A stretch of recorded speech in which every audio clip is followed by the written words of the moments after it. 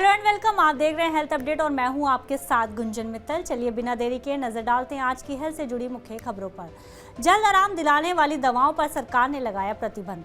कुछ दवाइयां ऐसी होती हैं जिन्हें खाने से ही तुरंत आराम आने लगता है, लेकिन कुछ दवाएं ऐसी हैं जिन्हें लेने से तुरंत आराम तो मिल जाता है, लेकिन उससे आपकी सेहत को नुकसान हो सकता है। ऐसी ही कुछ दवाओं पर भारत सरकार ने प्रतिबंध लगा दिया है। केंद्र सरकार ने विशेषज्ञ समिति की सलाह पर 14 फिक्स्ड डोज कॉम्बिनेशन दवाओं पर रोक लगा दी है। ये दवाएं बाजार में नहीं मिलेंगी। इनमें कई दवाइयां ऐसी हैं जो फटाफट आराम तो देती हैं, लेकिन इनसे लोगों की सेहत को भारी नुकसान होता है। इन दवाओं में 2 या 2 से ज़्यादा दवाओं के मिश्रण होते हैं।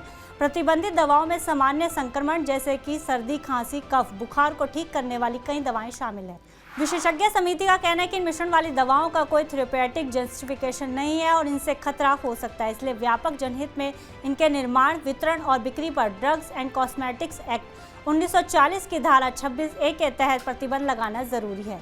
ऐसी हर दवा के ऊपर उसका फॉर्मेशन यानी जेनरिक नाम भी लिखा होता है। इसमें बताया जाता है कि इन दवाओं में सॉल्ट का मिश्रण क्या है।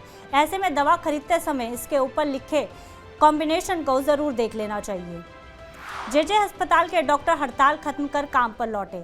मुंबई के जेजे हॉस्पिटल में पिछले 4 दिन से चल रही रेजिडेंट डॉक्टरों की हड़ताल को अब डॉक्टरों ने वापस ले लिया है और काम पर लौट गए हैं। अस्पताल के रेजिडेंट डॉक्टरों ने राज्य सरकार द्वारा directorate of medical education and research के former head doctor TP Lahane और head of ophthalmology doctor Ragini Parekh के इस्तीफा स्वीकार किए जाने के बाद रविवार को अपना विरोध प्रदर्शन समाप्त करने का फैसला किया है। जेजे हॉस्पिटल के head of ophthalmology department doctor Ragini Parekh और senior ophthalmologist doctor TP Lahane के खिलाफ बदसलूकी से हताश यहां के जूनियर रेजिडेंट डॉक्टरों ने 31 मई से हड़ताल की थी। जूनियर डॉक्टरों की मांग थी कि इन दोनों वरिष्ठ डॉक्टरों को विभाग से तुरंत हटाया जाए, जूनियर डॉक्टरों को बकाया मानधन तुरंत मिले और डिपार्टमेंट ऑफ ऑप्थेमोलॉजी में नए हेड ऑफ डिपार्टमेंट की नियुक्ति की जाए। इसी के साथ ही हिमाचल प्रदेश के डॉक्टरों ने शनिवार को हिमाचल के मुख्यमंत्री सुखविंदर सुक्खू से मुलाकात करने के बाद अपनी पेन डाउन हड़ताल बंद करने की घोषणा की। मुख्यमंत्री ने आश्वासन दिया कि सरकार ने उनके नॉन प्रैक्टिस भत्ते को समाप्त नहीं किया है, बल्कि कुछ समय के लिए वापस ले लिया है। पुणे पुलिस ने गैरकानूनी तरीके से इंजेक्शन बेचने के आरोप में एक व्यक्ति को किया गिरफ्तार। पुणे पुलिस और फूड एंड ड्रग एडमिनिस्ट्रेशन की टीम ने एक संयुक्त अभियान में शुक्रवार को एक व्यक्ति को टर्मिनेशन ऑफ प्रेगनेंसी किट्स और मेफेंटरमाइन इंजेक्शन बेचने के आरोप में गिरफ्तार किया। आरोपी की पहचान कोंधावा निवासी मंगेश पोपट नारुटे के रूप में हुई है। व्यक्ति की उम्र 33 साल बताई जा रही है, जो उंदरी के एक केमिस्ट स्टोर पर पार्ट टाइम काम करता है। आरोपी के पास उंडरी के संगम मेडिकल में नशीला पदार्थ रखने और अवैध रूप से बेचने का मामला सामने आया है। गुप्त सूचना पर कार्रवाई करते हुए पुलिस ने मेफेंटरमाइन सल्फेट इंजेक्शन खरीदने के लिए एक डमी ग्राहक भेजा था। आरोपी बिना डॉक्टर के प्रिस्क्रिप्शन के इसे बेचने के लिए तैयार हो गया।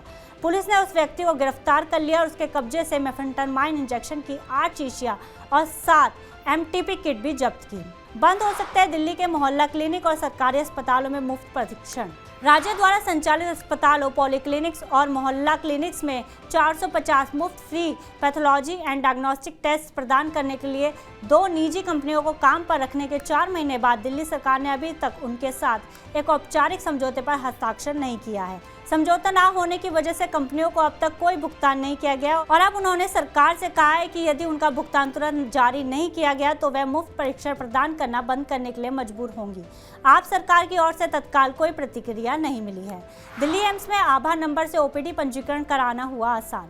दिल्ली के बड़े अस्पतालों में OPD कार्ड बनाने के लिए घंटों घंटों लाइन में लगने की समस्या को दूर करते हुए दिल्ली एम्स ने आयुष्मान भारत डिजिटल मिशन के तहत आधार नंबर और QR कोड स्कैन की शुरुआत की, जिसमें आप ऐप के माध्यम से अपने OPD का पंजीकरण करवा सकते हैं, जिससे पंजीकरण कराने पर आपको लाइन में घंटों नहीं लगना पड़ता। साथ ही आपको दिखाने का समय और नंबर उसी ऐप में मिल जाता है। इस अग्रणी पहल के तहत 73,700 मरीज अब तक QR कोड स्कैन के जरिए OPD पंजीकरण की सुविधा ले चुके हैं।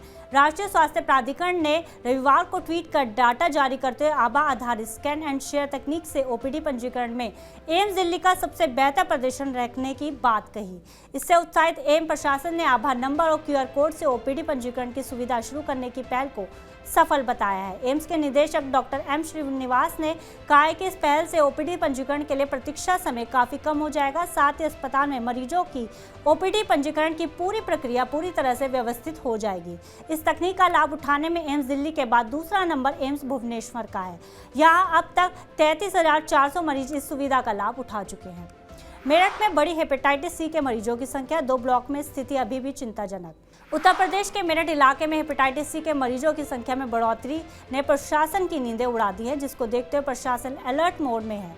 हर रोज मरीजों की संख्या में लगातार बढ़ोतरी हो रही है। कोरोना संक्रमण के बाद अब इस बीमारी के प्रसार ने हर किसी को परेशान कर दिया है। मेरठ के Lala Lajpat Rai memorial medical college में अभी तक हेपेटाइटिस सी के कुल 15,000 मामले दर्ज किए जा चुके हैं।